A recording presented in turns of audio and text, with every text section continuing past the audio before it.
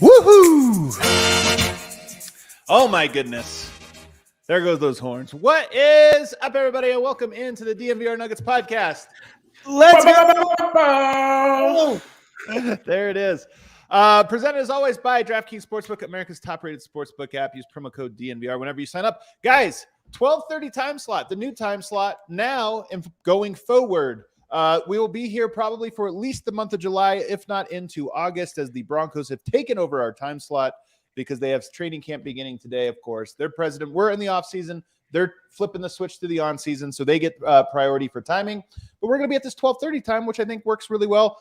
Here, obviously in Denver, the lunch hour, and abroad. Our homies in Serbia, who I see are already in the chat. Not too. I know old man Miroslav likes to get to bed early.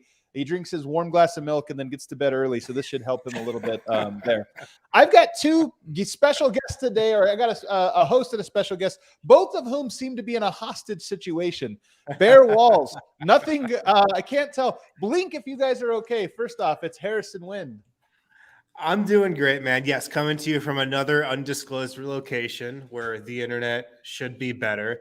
I've totally rigged up my fiance's parents' house with new internet, so I hope they appreciate that. But yeah, I'm good.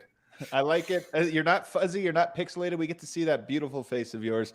Another beautiful face, Ryan Blackburn, who also same decorating style as Harrison. Nothing on the walls. We call it minimalism. It looks great, Ryan. Oh, thank you, guys. I moved into a new place. Still haven't put the things up on the walls yet, but I'm excited to get going here. It is a bare white apartment right now, so it's a blank canvas, if you will. That chair looks very comfortable, though.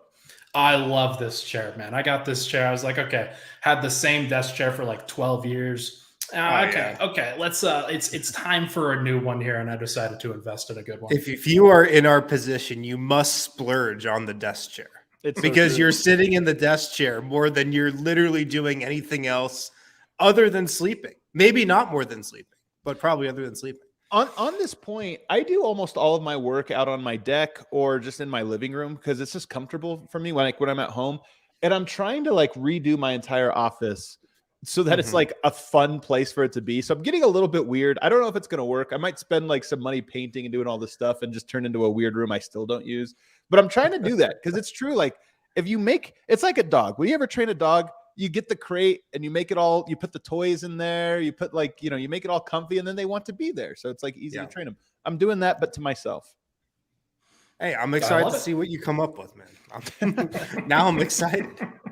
All right, guys, today's show is going to be a content-rich one, so we're going to dive right into it.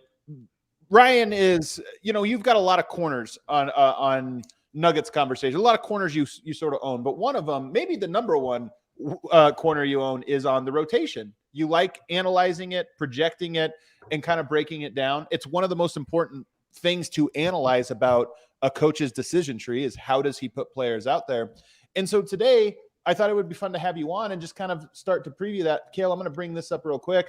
Later on in the show, we're going to take a look at this. You guys that follow Ryan on social media will recognize this. This is the rotation breakdown. We're going to do that in segment 2. But I thought I would start, RB, by asking you, first question, what's one lineup? It doesn't have to be the best. It doesn't have to be a closing or this or that. But what's one lineup you personally are very excited to see? Well, I love doing this because when you fit things together, I've actually learned this from you. I think that basketball is all about 5 pieces fitted together and doing some great things on both sides of the court. And so one of the lineups, first of all, it has to include Murray and MPJ. I think we want to see those guys on the floor. We haven't seen them yet. And the two most important factors in my personal happiness for the Nuggets last year were Nikola Jokic and Bones Highland. So you're going to throw them in there as well. We already have 4 guys that are locks for any These are the vibes crew right here. This is how Denver will be extremely happy throughout the year. So real quick, before you get the last piece, Bones, Murray, backcourt, who is the lead ball handler in your opinion in this one? I think it's extremely interchangeable, and that's one of the great things about both of those guys. But I think there's an argument that it could be Bones, and because both of those guys are exceedingly good in the pick and roll, especially when they get that space. I don't think Bones had a lot of space to operate last year, and he still managed to make it work. Just kind of going back and looking at some of the clips, he is fantastic when it comes to a spaced floor. And if he runs pick and roll with Jokic, then you space him out with guys like KCP, Jamal Murray, Michael Porter Jr. I feel like that's an unstoppable force, and that's a lineup that I'm really excited to see Denver go to. So the last one was KCP. A little bit of a small lineup. I mean, it's certainly a fun one. There's only one defensive player in that group. So I don't know what the circumstance would be. Like, in your opinion, is this a lineup you trot out in the second quarter or first quarter? Like, is that a lineup you arrive at, or is this more of a specialty circumstances call for us to try to go to this very offensively? Because even KCP playing him, I'm guessing, I don't know his game well enough to say this, but I'm guessing he's a better defender at 1 and 2 than he is at 3. I'm guessing that's his third best position to guard. So this is a very offensive heavy lineup. It's definitely a lineup where you can't do this against a big wing, somebody like a Kawhi, somebody like a LeBron, because you're putting yourself at a really disadvantaged position. But if you have mostly guards that you're trying to focus against, or a big with Jokic that you're trying to focus against, this is a lineup that I would go to if I were up 10. And then you're in the second quarter or in the fourth quarter, and you just blitz the opposing team to hell. And they can't stop you. They can't, you're either going to take it up to 15 or 20, or if you're in the fourth quarter, they'll just never catch up because they'll never get enough stops to come back into a game like that. Harrison, over under 100 minutes, we're going to see of this lineup. You know what this lineup does not sound like? A Michael Malone. A Michael Malone type of lineup? Yeah. I mean, if you're talking about balancing out offensive firepower, which is defensive steadiness, yeah, this isn't the lineup for you. They might get murdered defensively, honestly, man. Like, this is they definitely will get murdered defensively. Are you kidding? I would say under 1,000 minutes for this. 1,000, of course. Like, I think the Nuggets lead. The leading lineup gets about 800 minutes. So 100 minutes would be okay. 100 minutes is sort of a cutoff for that's a lineup you kind of go to somewhat regularly. I feel actually maybe 70 minutes is like a lineup you go to regularly, even if it's not a main one. Just here's how this lineup gets on the floor.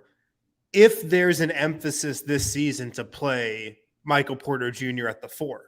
Like we've seen in past years, that might be his best position. It's definitely he's an incredible rebounder at the 4. I think defensively, that might be his best position as well. Like, and offensively, if you have him at the 4, like that just spaces the floor so ridiculously well. And the thing is, how the Nuggets rotation is shaping up this season, I don't know how many 4 minutes there are for him with, Jeff Green and Zeke Naji.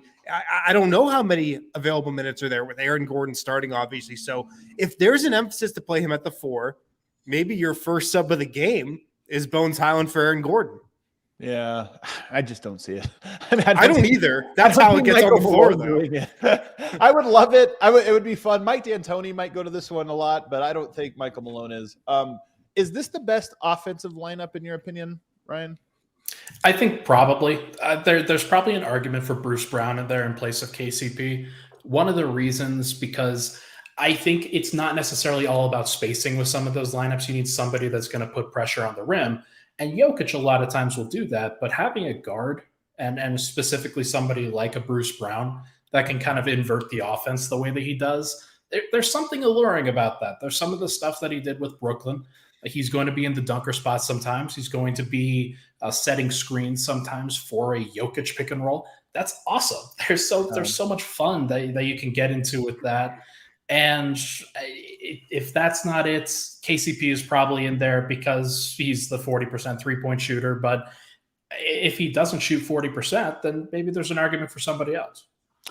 Harrison, do you have a lineup? Again, doesn't have to be a best one, but just one you want to see. You're like, I'm very intrigued by this. Yeah, it's the starters. It's the starters for me. It's Jamal Murray, KCP, Michael Porter Jr., Aaron Gordon, Nikola Jokic. I mean, if the Nuggets are going to be as dominant as I think they can be this regular season, it's probably going to be because that lineup is just unstoppable. And I think it can be like the combination of offense and defense there. shooting, playmaking. It's just, you got it all. And look, I think the Nuggets might have the best starting five in the league. And like, I would put that starting five up against anybody. I just think it meshes so well. It's the best starting five of the Jokic era. And it's going to be the Nuggets' most played lineup. I think it's going to be their best in terms of net rating. I can't wait to see the starters. I kind of agree with Harrison on this one because these other ones are fun, but it's always like you put like they're more fun on offense. You're going to add some coins into the offensive bank, but you take some out on the defense that is like enough that it almost will feel like a novelty. Like that lineup you just rolled out, Ryan, could it defend at a high enough level that we're having fun with it? And I just don't know. I think there'll be nights when, you go 6 for 6 and 6 straight possessions, and it's like, this is incredible. But odds are you're still going to miss some shots. You're still going to go 3 or 4 of 6 over a 6 possession sample. Even if you got wide open looks, you're probably not going to make all of them. And then what are you giving up on the other end? I mean, there's just no defense in that group other than KCP, who, again, I don't think is the type of player that makes that level of impact. So that's the only reason. The starters, to me, I think, are 90 to 95% of the offense you're talking about, but they're just so much more of the defense. So I think my answer is boring too, starters. Yeah. Well, Denver's going to have to kind of figure that out because Bones is their 6th or 7th man, and the lineup that I just used had 4 other starters in it. So it's probably something that Denver's going to have to go to at various points with injuries. And even if, like, they might get a 130 offensive rating with something like that. And even if they give up a 115, which is pretty bad, they're still a plus 15. That's sort of my approach to stuff like this. And if it's not Bones, I do think that you can kind of mix in Bruce Brown with some of those groups as well. But I do think one of those lineups, Murray, Bruce Brown, KCP, Porter, Jokic, could kind of be the hybrid between what you're talking about here, where you move Aaron Gordon out of there, you give Bruce Brown in there, a little bit smaller but still defensively sound, and you move Porter to the 4. And that's kind of what we're talking about, best of both worlds here. Yeah. I think the one lineup, if I tweaked yours a little bit, that might be more intriguing to me is take KCP out and put Bones in. So it's the same thing before you took out Aaron Gordon and put Bones in. If you just took out KCP, so it goes Murray, Bones, MPJ, AG, Jokic, that one to me might work. And part of this is, again, you're asking point of attack defense. This doesn't work against like a super dynamic backcourt with fast guards. So there's a time and place for it. But if you don't worry as much about that, I do think Murray and Bones defensively don't lower you as much against most teams the way that maybe having 3 little guys out there would. Like, you're still going to have this size mismatch of the forwards. So I'd be excited for that. All right. What about this? 1 possession left. Nuggets up 1, 20 seconds to go. Other team has the ball. So you need to stop and you have a timeout. There's no thinking about going the other way. You're just trying to get 1 stop. What's your 5-man you roll out? Can I go to Mason Plumlee? No, but we're not switching anything though. Oh, excuse me. Okay, well then, if I were trying to get 1 stop, I feel like Bruce Brown has to be in there in some way, shape, or form. Probably for Michael Porter Jr. And then the question I think you get into is, okay, is Jamal Murray, is he good enough defensively in some of these cases? Or does Denver kind of need to go with a little bit of a bigger wing? Somebody like a Christian Brown, somebody like even a Zeke Naji, like you could still play a little bit bigger in that case, but he's good enough on the perimeter to pretty much switch everything.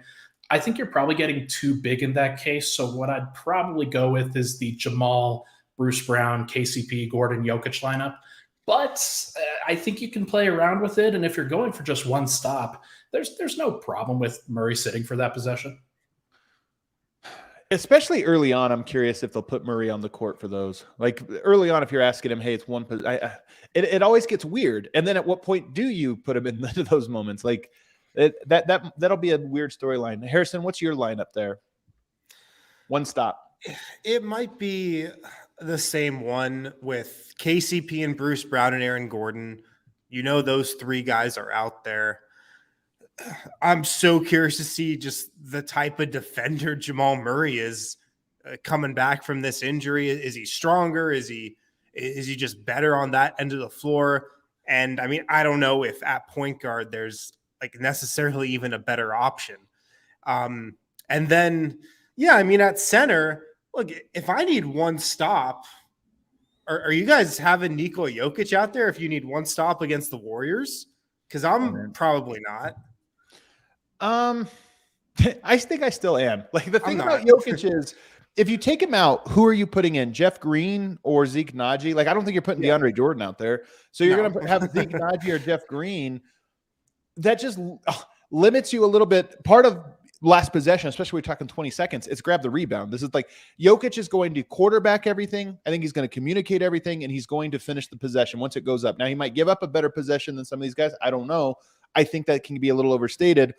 But more than anything, like Zeke Naji and Jeff Green are famously bad rebounders. Wasn't there a game this year where Jeff Green was on the court for an offensive rebound where it's like they did a good job, got the stop, and then the offensive rebound went? I think there was a game like that. Oh, yeah. It was game 3 against the Warriors where Andrew Wiggins just kind of soars in there and the ball falls right in between Jeff Green, Will Barton, and somebody else I don't remember. And I don't think that was an anomaly, by the way. I feel like if I'm the other team and I see that lineup roll out, I'm like, if I'm a coach, and Jokic is not in there, I'm making that point. I'm like, everybody be ready to crash the offensive glass. You've got a great chance of grabbing it against that group. It's a valid point for sure. It's definitely a valid point. I think a sneaky lineup, by the way, that we should probably talk about includes Christian Brown, where you've got Bruce Brown, Christian Brown, KCP, Gordon, and Jokic. You could go Gordon and Najee if you're looking for extremely switchable, or even Gordon and Jeff Green. But Christian Brown is going to be utilized in some of these situations. He's pretty smart. He's going to switch everything. He's going to be in people's grills. And the hope is that he doesn't foul and make a rookie mistake. But I don't expect him to be a guy that makes a bunch of rookie mistakes on the defensive end. You know, though, in Summer League, he kind of did, including the loss to the Timberwolves. That was on him. That was a switch. If you remember, they stormed all the way back. They were down like 1. And what's his name? He just got the deal. Was it Kevon Harris? Is that the guy that just got the deal? He gets that monster dunk, and it was off of a Christian Brown blown switch.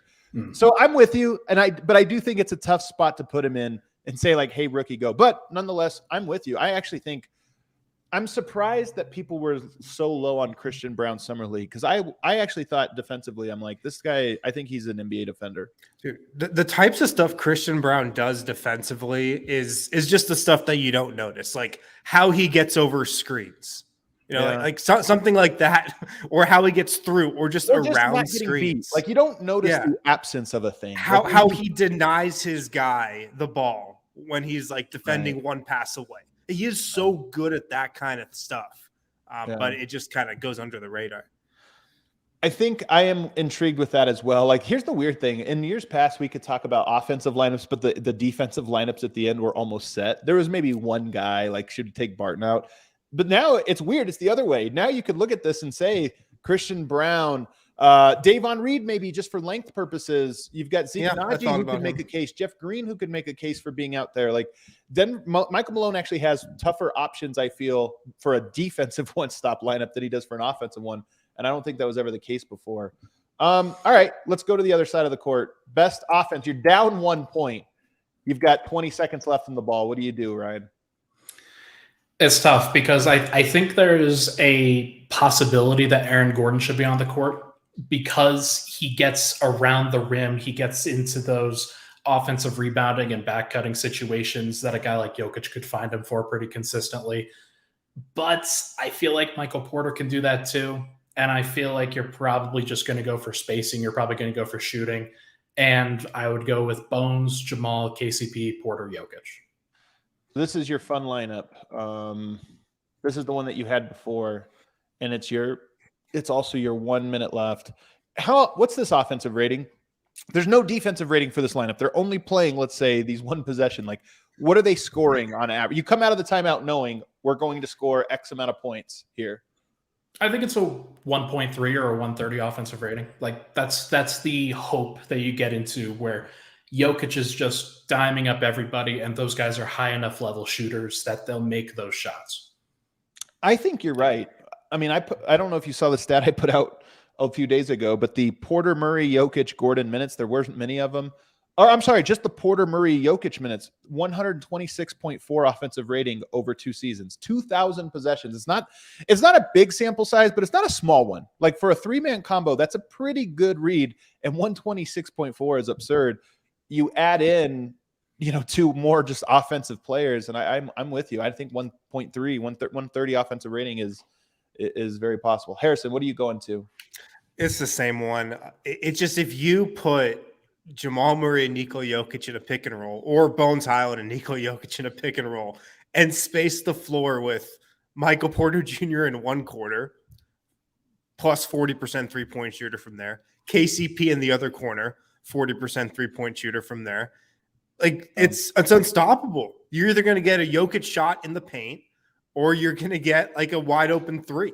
So it's an unstoppable lineup, I think.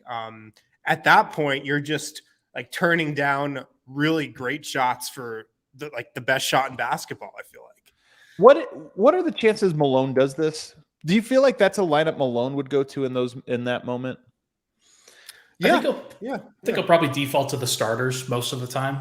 But I mean, if Bones has it going, then Malone has shown a propensity to give him the opportunities. And so he's going to be the 6th or 7th man throughout the entire year next year. So like he's going to have these opportunities for sure. Is there any chance that Malone puts out Zeke Naji in this situation? Is like Zeke Naji might be the best, just like stand in the corner and if you're open, catch and shoot guy. And then KCP versus Bones. If your play is simple enough, you're talking 20 seconds. Do you need 2 ball handlers, or is this we're doing spread pick and roll? We're going to run this action, but we're going to arrive at Murray Jokic 2-man game, and we need 3 standstill players. What are our best? Michael Porter, no question. I think Zeke Naji might be the second best. I mean, we'll have to see how his season goes, but if he picks up where he left off the last 2 seasons as a shooter, sticking him in the corner is like a great bet.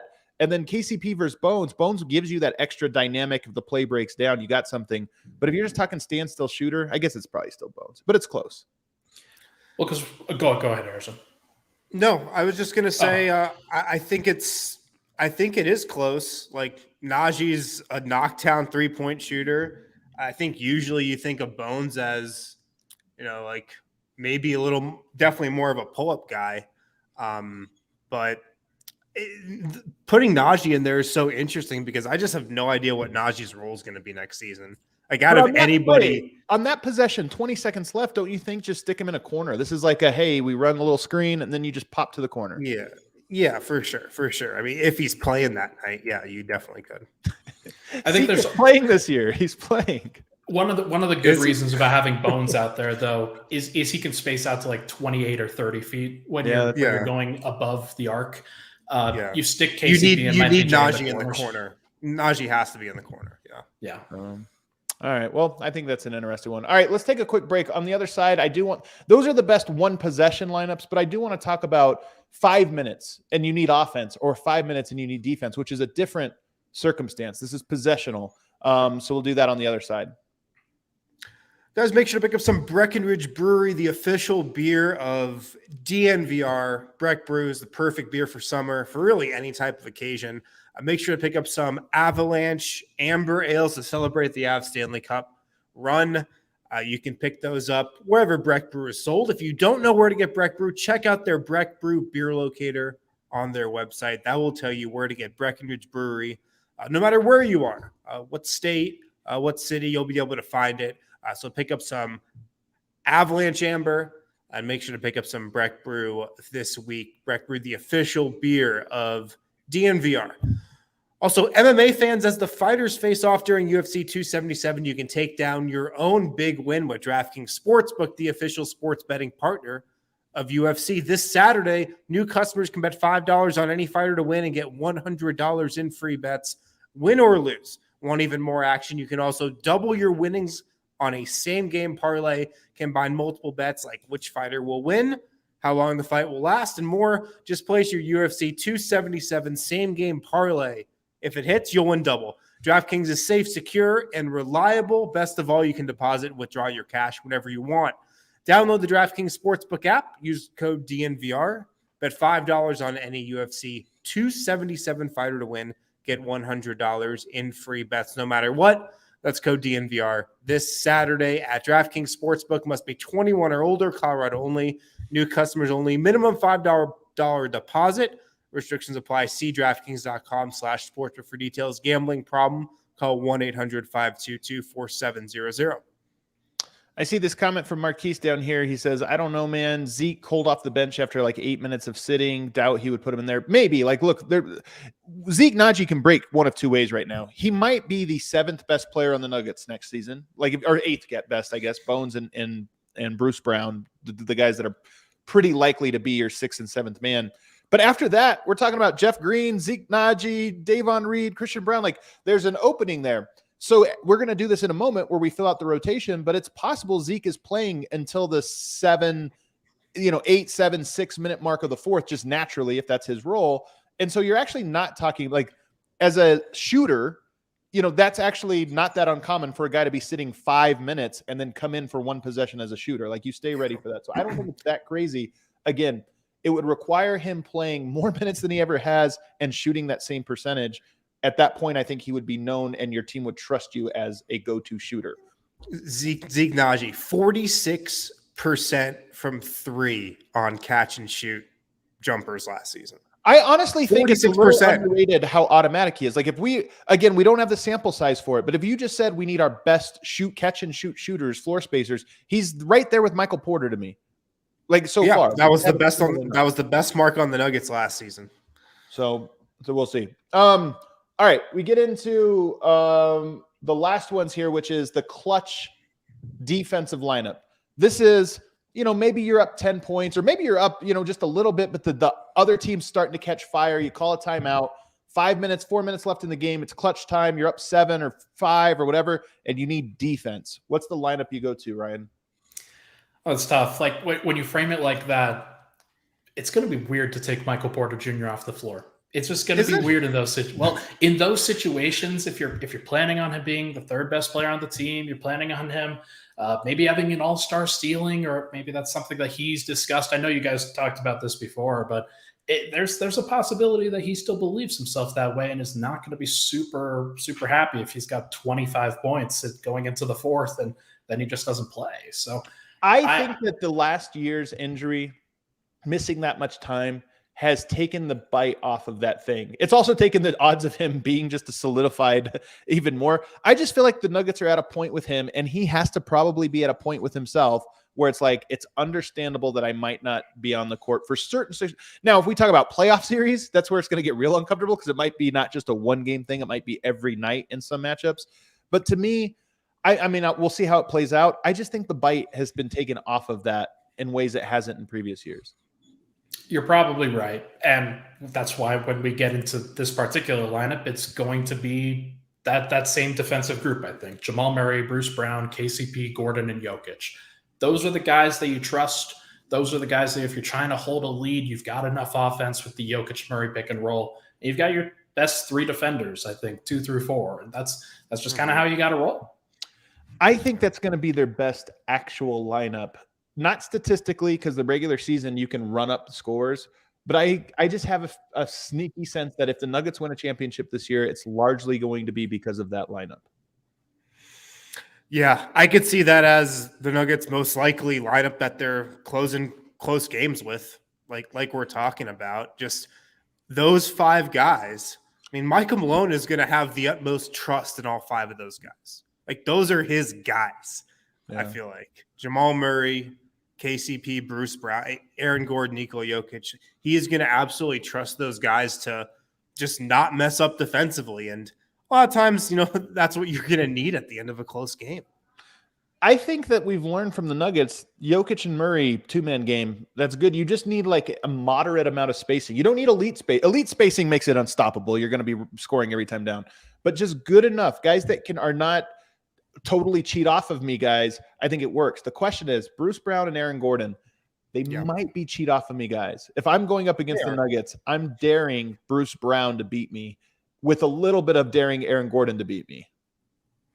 It's tough. Like, you're going to be in that situation pretty consistently, I think. A guy like Draymond Green, he's going to be on the court, and he's going to be telling and screaming to everybody, do not guard this dude. Do not guard that dude. We are going to pack the paint, and we're going to play basically a triangle in 2 or a triangle in -2, where you have 2 guys that don't guard on the perimeter.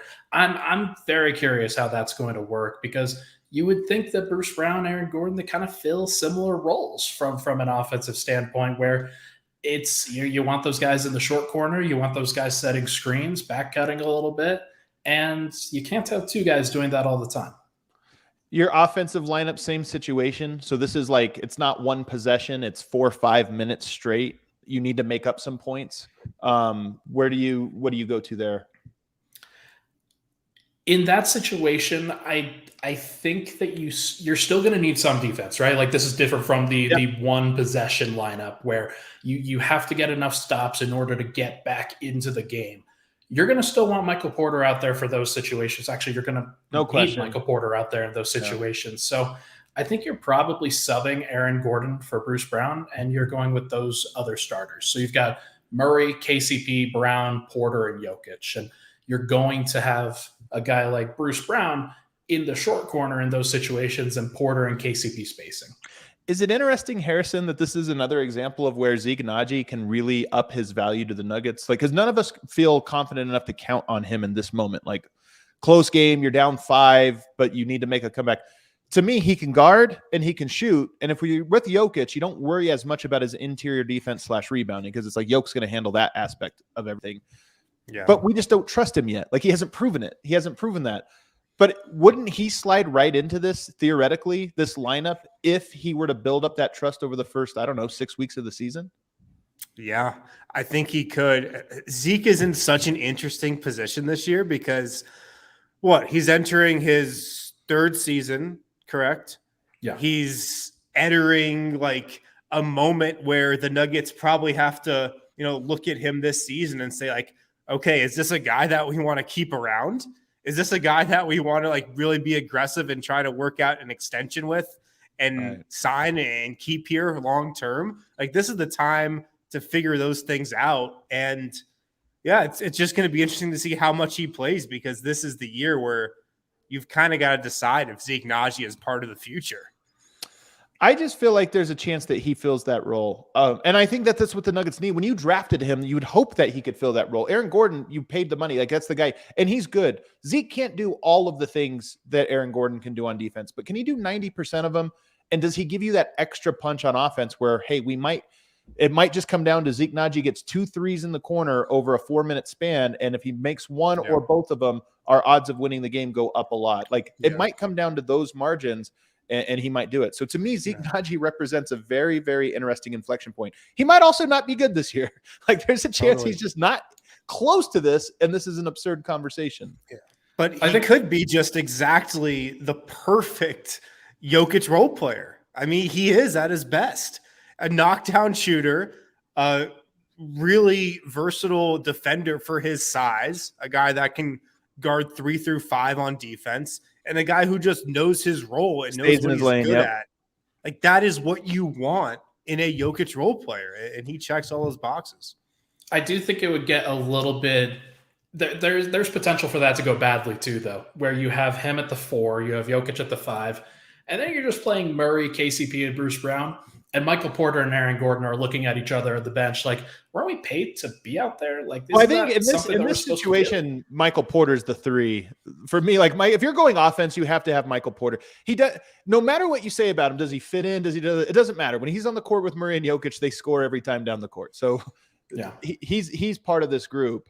Aaron Gordon would be the one that in that situation, it's left. Again, I think that if the Nuggets are down 7-8 points with 5 minutes to go, Malone's rolling with the starters. That's a really good offensive lineup, and he's probably just going to roll with it. All right, let's open it up, Kale. Let's get the graphic going. Ryan, when you do these, how do you get started? What's the first thing you look at? The first thing I do is I pencil in the starters for 6 minutes in the first quarter every single time, because that is Michael Malone's go-to. He will play those guys 6 minutes, hell or high water, unless there is one unless they're playing the Boston Celtics. Then they won't. They're down 20-4 at the 4-minute mark of that first quarter. I do think that that's probably the most likely place where Michael Malone has kind of fallen into that consistent habit. He wants those guys to get off to a good start, but he wants to establish that rhythm too. I think I'm with you, man. And by the way, I think the Nuggets are up 85% of the time and at the 6-minute mark. I really do. For sure. They should be. 6 minutes is such a small sample size. Weird things can happen. But I honestly think there are more games where the Nuggets are up 8 points at this point than they are down 4 points. It's a consistent 15 to 10, like 15 to 10 at the 6-minute mark. That's where you're hoping for. You're averaging about 28 to 30 points per quarter, and you're hoping to keep everybody below 15. And at home, it might even be more like 20 to 10 or something like where, or say 24 to 16, like where the pace of the game has been picked up so much, but the Nuggets are scoring so much that rhythm is like making the other team uncomfortable.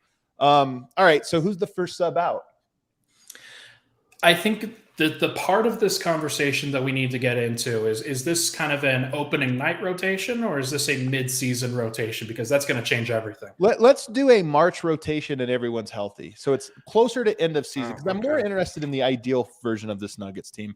And this, by the way, also factors in Christian Braun having 5 months of NBA basketball under his belt. So I don't know if he breaks your rotation, but let's just assume that it's March and he's played 600 minutes, I don't know, 500 minutes, whatever we kind of expect a rookie to play by then. All right. Well, then Bruce Brown is coming in for Michael Porter Jr. Wow. And Michael Porter will be staggering with the second unit. That's the wrong Brown. Chris Brown is going to be the Reed Brown there, Kale. Yeah, that's going to be so up top. That's Bruce Brown again. Is that Bruce Brown you thought was coming in, or no? Bruce Brown. Right? Bruce Brown is definitely coming in at small forward for the rest of the quarter. It could be I think you're probably going for about 4 minutes there, and then MPJ will come back in at about the 10-11 minute mark.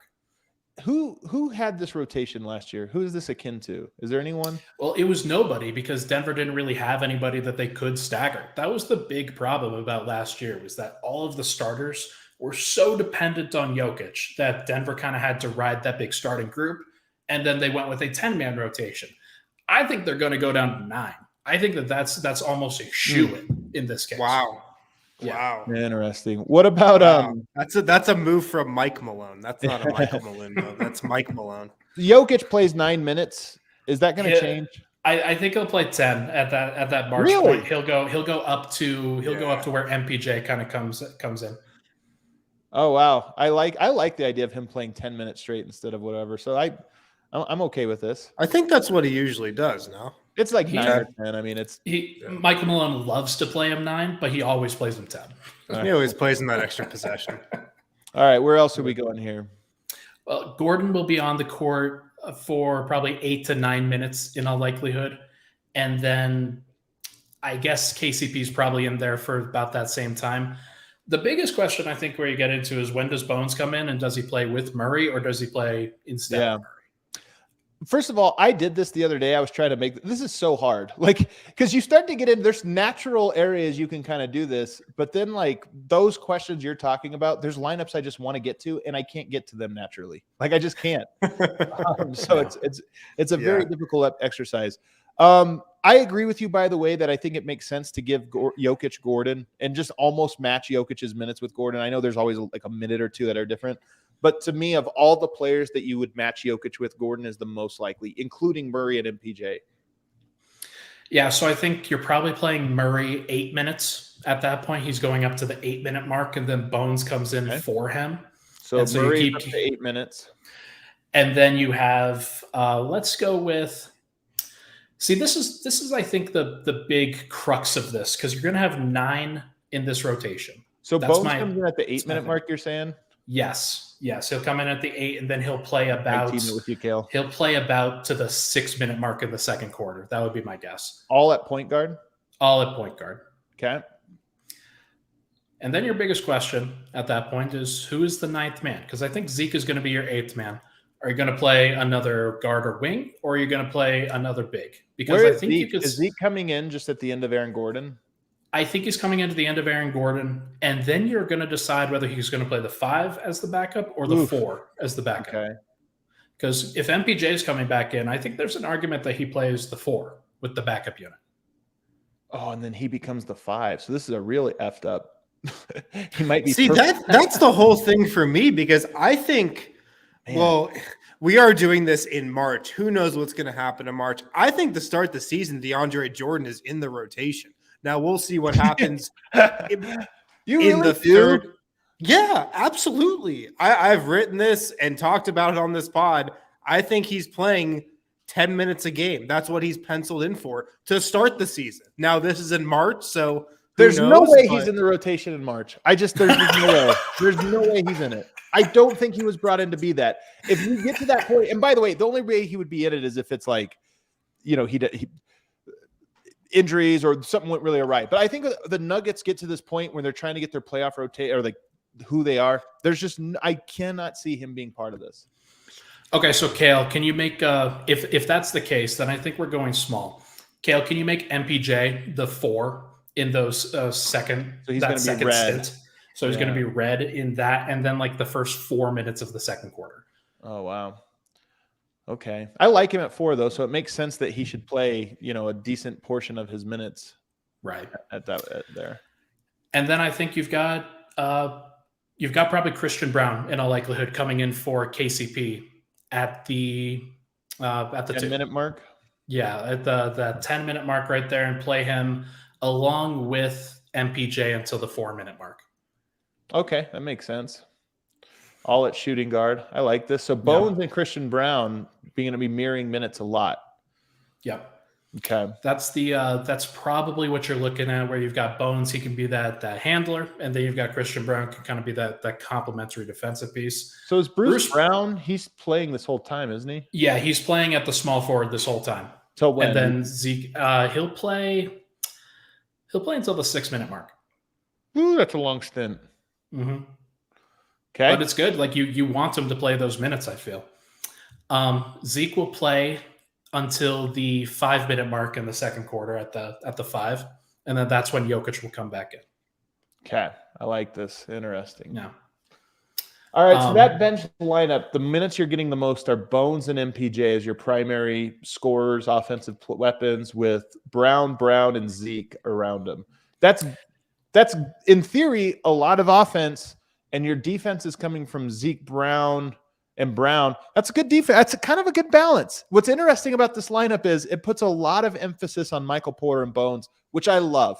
I honestly love it. Like, the best case scenario for the Nuggets is that those two guys ascend to being number one option type players in certain moments. So, and this is the moments. And honestly, like when you think about what Bones is going to have to do for that second unit, there's going to be minutes where none of Jokic, Murray, or Porter are going to be on the court with him. He's going to have to carry that entire thing. And one of the things about last year, Cousins was able to carry a higher usage. Zeke Najee's not doing that. Jeff Green's not doing that. DeAndre Jordan's not doing that. So it's going to have to come from somewhere. Jeff Green in this lineup at all? No, like he's probably the guy that you cut. Wow. Jeff Green's definitely going to be in this lineup. I'm like 100% confident in that, man. This is putting an incredible amount of pressure on Zeke Najee at the 5, and Michael Malone said this on record 3 weeks ago. He said Zeke Najee is a power forward. So, well, if that's the case, Harrison, then you're probably cutting Zeke. Man, so we're going to call this Zeke. We're going to have to call it him/Jeff, because now that we're doing this, I like this rotation a lot. I'm just not sure which guy it is. I think it makes more sense for it to be Zeke. They want it to be Zeke. Man, this is a tough one. This is a really tough one, because there is a chance it's both of them. And then you cut out this Christian Brown minutes, which is what I think the season begins as, by the way. Yeah. But if you talk about the best rotation for the Nuggets, it's that Christian Brown is good enough to earn this, that he's better than Davon Reed and better than playing one of Zeke or Jeff. You only need one of them at that point. I don't know if it'll – I would bet on it to happen, by the way. I actually think there's a better chance than people think. I think it's more likely Jeff Green than Zeke Najee. And that might be fine, honestly. If you've got Porter and Jeff Green as your second unit front court, I think that's okay.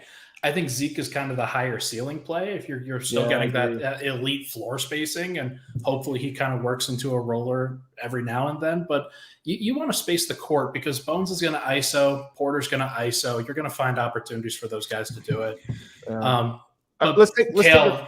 Let's take a quick break here. Okay. We're going to get another ad read in. On the other side, we'll finish off the second quarter and the second half. Guys, Evoca TV If you want to watch Nuggets, Avs, Rapids games next season, you got to get Evoca TV. Go to evoca.tv/DNVR. Use the promo code DNVR. You're going to get $10 off your first 3 months of Evoca TV. That's only $15 a month for those first 3 months. You get a receiver for free, no contracts, no hidden fees. That's what Evoca TV is all about. They've got Altitude Sports, AT&T Sportsnet. Watch the Nuggets. Watch the Rockies right now, if you dare. Watch the Avs next season. Other national channels as well. Get set up with them right now so you're ready to go in the fall. Evoca.tv/DNVR. Make sure to use the promo code DNVR.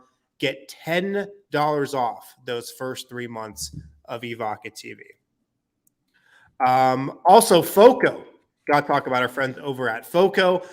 Nuggets fans, your home for Denver sports coverage, DNVR, is partnering with a leader in sports merchandise and collectibles. We've teamed up with FOCO to secure your access to the best collectibles and gear around. Celebrate the Nuggets back-to-back MVP with his newly released Nikola Jokic MVP bobblehead, or find your fandom with FOCO's other officially licensed Nuggets gear. Check out their gear and merch for other Denver sports teams, including the new Rocky City Connect bobbleheads and much more. Head over to foco.com, or you can click the link below in the YouTube description. For all non-presale items, you're going to use the code DNVR, and you're going to get 10% off. So use the code DNVR on all non-presale items for 10% off at foco.com. All right, final segment here. We got Ryan Blackburn from Mile High Sports and the Pickaxe Enroll podcast. All right, what are we going here? We're bringing Yoke back in. We're bringing Yoke back in at that point, but right before that, at the 5-minute mark, I want to get Murray at the shooting guard spot. Thank you. Thank you, Ryan. Thank you. Thank you. Just for those 2 minutes, maybe just a little bit more, depending on how KCP is playing and when you want him to bring him back in. But I do think you want to get some Bones and Murray out there, at least a little bit. This is a good, I think, mix-up of what Denver wants to do. And getting Murray and Bones kind of used to playing next to each other, I think, is important. The thing I hate about this is it is the staggered, like you get 1 minute of Murray and Bones and 1 minute of Murray, Bones, and Jokic. So and it does work that way sometimes, although sometimes you go to the scores table and wait a minute and it doesn't matter then. So, but it's interesting nonetheless. I agree with you. I like getting those minutes together. I wish we could get more. Maybe we'll see that in the second half. I think we're going to get a lot. I think we're honestly going to see a lot of Bones Murray minutes this season and a lot of Bruce Brown Murray minutes where they're playing Jamal Murray off the ball. I think he could play off the ball the most he ever has in his career this season. Just coming back from the injury, I think that's going to just take some, just wear and tear off his body, playing him off the ball as well. I just think that's going to be a big priority for Denver. All right. What's next? Next this is an interesting one because I kind of screwed up the Aaron Gordon part of this a little bit. This is where it gets a little tough because you've got Zeke, you've got Jeff down there. One of those guys I think is going to have to slot in at the 4 a little bit. We've got a little bit. We might have to play MPJ 1 extra minute at the 4 going into like the 5-minute mark just to make this good because you don't want. I don't think you want Aaron Gordon playing 34 minutes a night. So you've got Gordon coming back in at the 4. He's going to play right where MPJ is kind of coming off the court. And then Porter's going to have to rest a little bit. How long he rests, I think, is up to you guys. I think it's either a 3 or a 4-minute stretch. But there's going to be some time there where Denver doesn't have their full starting unit out there. So does he come in with 3 minutes left? Is that a common thing? Or it might be kind of pushed back a little bit so that he leaves the court at the 4-minute mark, comes back in at the 8-minute mark or so. But that's probably what you're looking at. Man, that's a lot of minutes, and that's a weird rest schedule for MPJ. 1, 2, 3, 4, 5, 6, 7, 8, 9, 10, 11, 12, 13, 14, 15, 16, 17. I don't think he's playing 34 minutes. I just don't see it. So this maybe is more of a 3 minutes. Then you're probably going you're going to push Gordon up 1 and Porter back 1 in that second quarter. So that makes sense. Gordon kind of comes in just a little bit earlier, and he's going to be the guy that plays 34, and that's probably fine. Like this is more of a preference thing. Interesting. Maybe you take Gordon out a little bit earlier in the first quarter, and you have Zeke or Jeff kind of come in as that second power forward minute right there. kind of in that first quarter. But this is where things get really complicated because Denver's going to have some problems. And Kale, by the way, make sure to extend MPJ up 1 minute at the 9-minute mark, second quarter. Second quarter. I got you right here. Yeah. Okay. At that point, I think you've got, so right there, you have this lineup for a couple minutes here, or 1 to 2 minutes of, you've got Bones, you've got Murray, you've got Bruce Brown, you've got Aaron Gordon a little bit, and you've got Jokic. I think Bruce Brown or Bones has to stay on the court for those next couple minutes while KCP comes in and Murray moves back to the point. So where are we at? Murray is point the rest of the way, right? Yeah, I think you're probably going point the rest of the way here. Okay. And you're probably going KCP at the 2 the rest of the way here. Starting where? That 7-minute mark right there. Right here? Yeah. Well, I think Kale got it. Okay. And so you've got this gap here. You've got this gap here where either Bruce Brown is going to play that 7 to 8 minute stretch, or Bones is going to play that 7 to 8 minute stretch. But I think it's going to be Bruce Brown. So I think you're probably just extending him those last couple minutes. Right and here? He's going to play. Oops. No, I think Kale's got it right there. Man, that's a lot of minutes for Bruce Brown. You had it. You had correct color, Kale. 2, 3, 4, 5, 6, 7, 8, 9, 10, 11, 12, 13. 14 straight minutes every game? That's probably what they brought him into play. Honestly, like is that common? I think it is if you're going like 6th man of the year type, 6th, 7th man, and Denver's going to have a Monte Morris schedule. And change that color to yellow, Cal. Okay. And then you're probably just copying this rotation for the second half. That's my guess. What would you change? I would almost wonder if you want more minutes for Bones in that second half. Like Bones and Murray. It's possible. Maybe you take Porter out just a little bit earlier and bring Murray back in a little bit earlier. Yeah. How many total minutes is Bones playing right now with this? Actually, I could right now it's only 20. That's not enough. I mean, he played 20 minutes a game last year. So, like, that's probably the one thing here. He's got to be playing, 25 minutes a game this season? I would think. It's tough. Like, this is you're because you've got Bruce Brown as kind of your nominal 2-3. You've got Bones as your kind of nominal 1, but he's backing up somebody, and both of those guys are backing up somebody. So it's going to be hard. Are you taking KCP off the court a little bit more because he's at 30 right now? I think that's probably around where he's going to sit. I mean, I think my overall impression is probably slightly fewer minutes for Murray and MPJ and a little more for Bones. Okay. Then you might take Murray out just a little bit earlier in that first quarter and get Bones a couple extra minutes there. You could also bring back in Murray for Christian Brown a little bit earlier in that second quarter. And bring him in for Christian Brown, Kale. So you've got probably like the third and fourth minute in the second quarter for Christian Brown. Take those out and give them to Murray.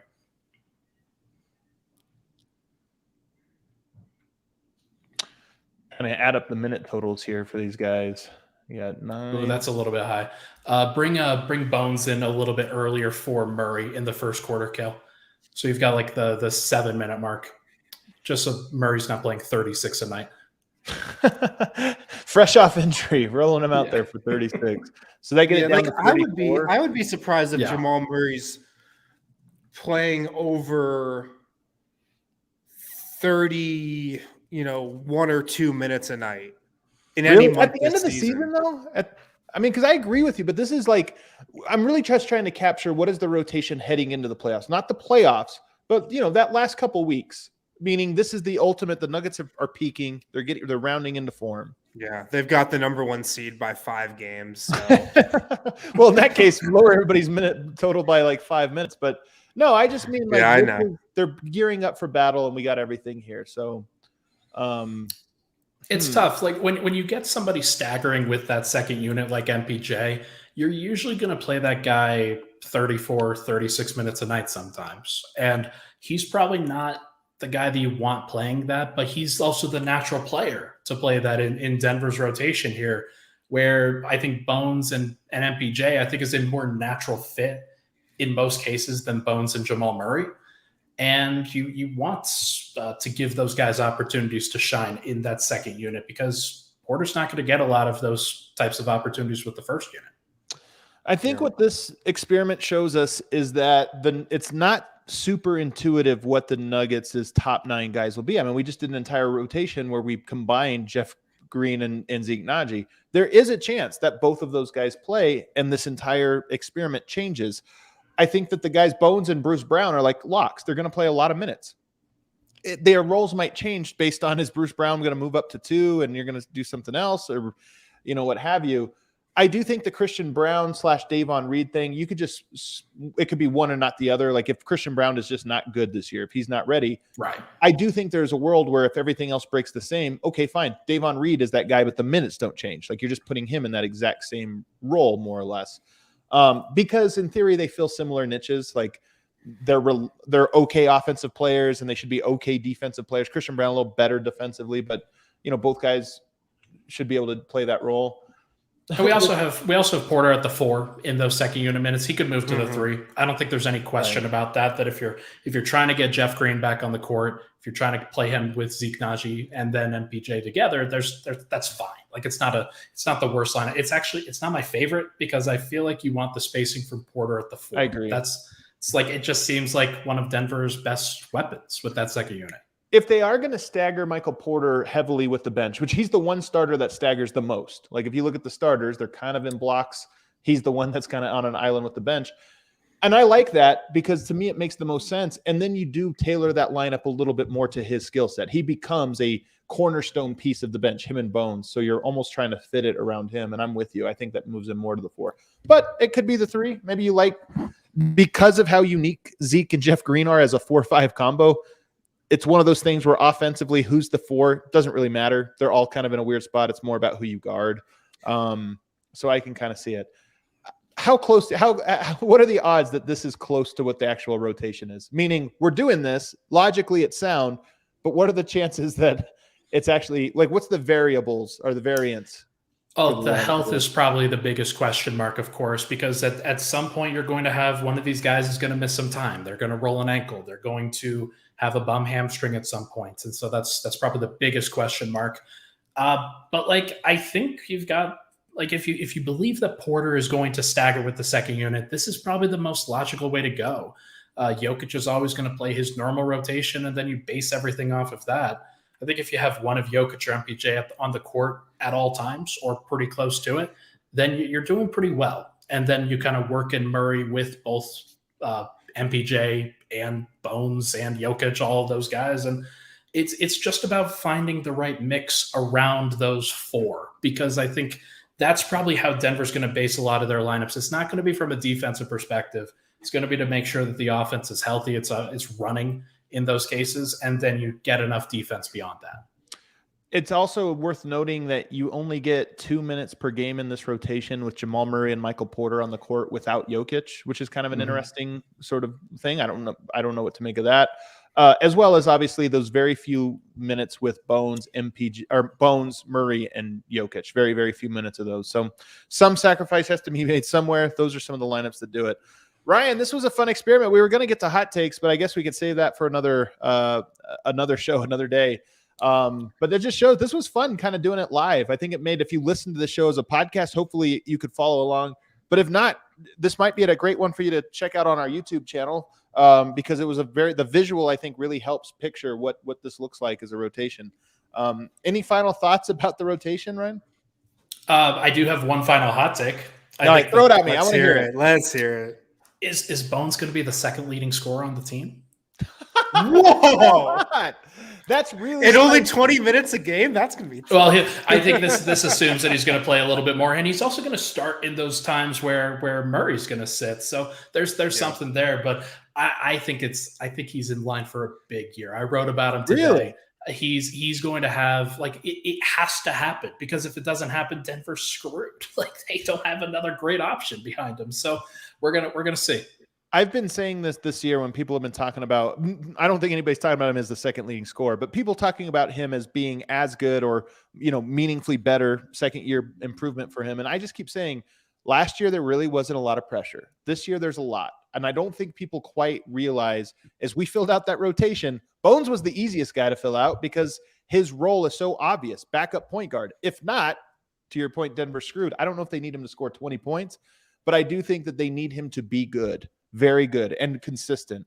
And that is a weird pressure for a guy that really hasn't proven to be consistent yet at the NBA level. He's been very good, but now he goes into his sophomore season.